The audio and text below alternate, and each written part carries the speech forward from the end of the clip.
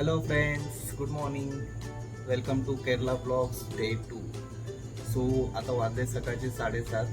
मी आत्ताच उठलो आहे, फ्रेश झालो आहे. आता नाश्त्यासाठी आम्हाला कॉल आला होता, आता नाश्ता करून येतो.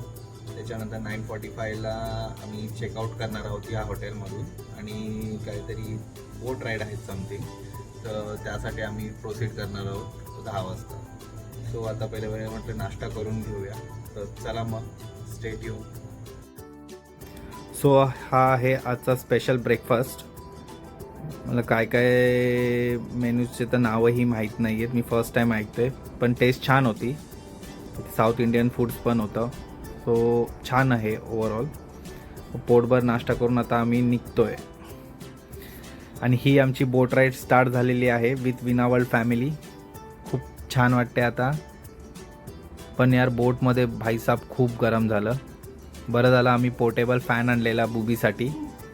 मी कंटिन्युअसली तो फॅन तिच्याजवळ पकडून ठेवला होता.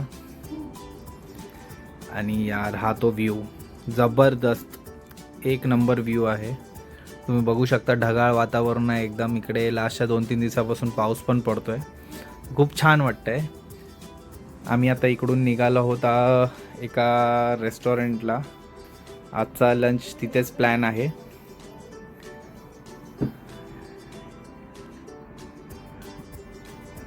ही बघा बुबी सगळ्यांची फेवरेट झालेली आहे तिथे. भाई साहब, काय व्ह्यू आहे यार इकडचा. म्हणजे लिटरली इकडचं क्लायमेट थोडा खूप वेळ छान आहे. ती पण झोपलेली, कारण ती गरमी सहन होत नाही. सो मी फॅन ते लावून पूर्ण पकडलेला. ढगाळ तो वातावरण आहे. सकाळी पण झोपली ती हलकासा त्या पाऊस मोमेंटला. पडलेला आहे, पण इकडे गरमी अजिबात होत नाहीये. खरंच भारी वाटते, शांत, मच बेटर वाटतंय पीस मुंबईपेक्षा ऑफ माइंड. टेम्परेचरच्या अकॉर्डिंगली. मस्त रिलॅक्सिंग.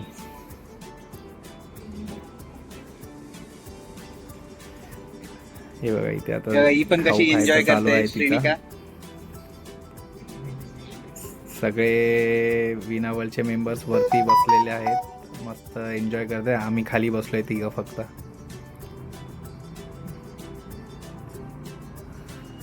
आणि हे ते रेस्टॉरंट आहे, इथे आम्ही आता जेवायला पोचलोय.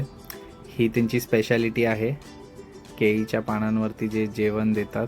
आणि इथलं लोकल फिश आम्ही ट्राय केलं आज, खूप छान वाटलं खरंच. म्हणजे फिशची टेस्ट होती ना, खूप छान होती. हे बघा हा मेनू आहे.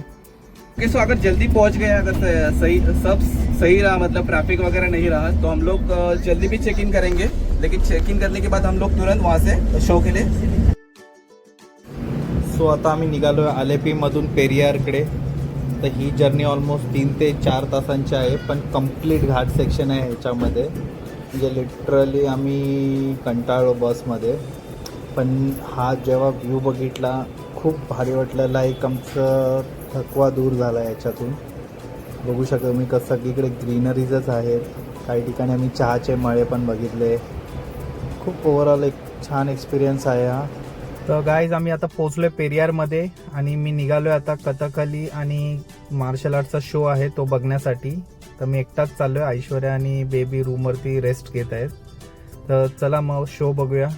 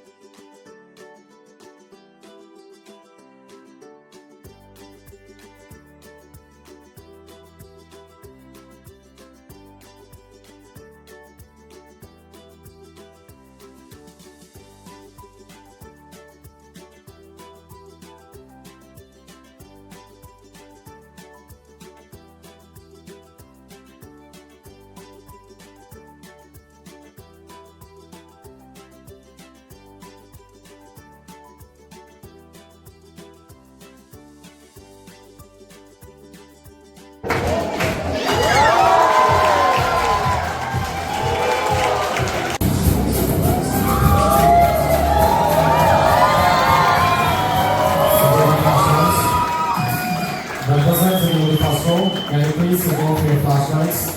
The person sitting in the first row, can you get out now? Can you please switch off?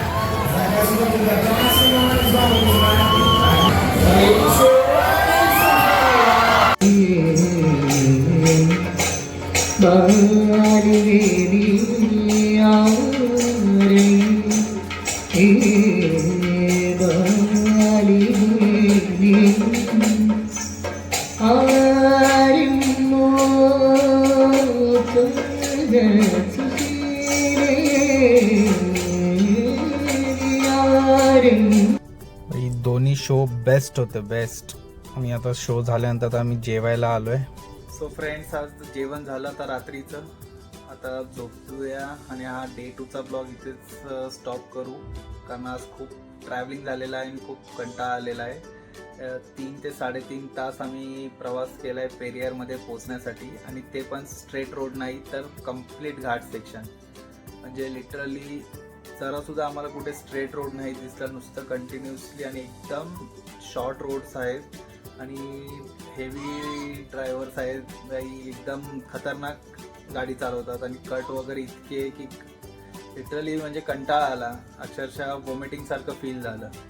पण जेव्हा इथे पेरियारमध्ये पोहोचलो तेव्हा थोडं बेटर वाटलं. क्लायमेट पण चांगलं आहे इकडे आणि सगळीकडे ग्रीनरीज दिसली आम्हाला, लाईक शेतीचे मळे दिसले आम्हाला, आपला खडा मसाला आहे त्याचे शेती दिसले आम्हाला. सो उद्याचा डे 3 आम्ही तिकडे पेरियारमध्ये साईट सीइंग करणार आहोत. सो चला मग आता झोपूया आणि आता डे 2चा ब्लॉग इथे स्टॉप करतो. भेटूया त्या डे 3 मध्ये. तोपर्यंत गुड नाईट, बाय बाय.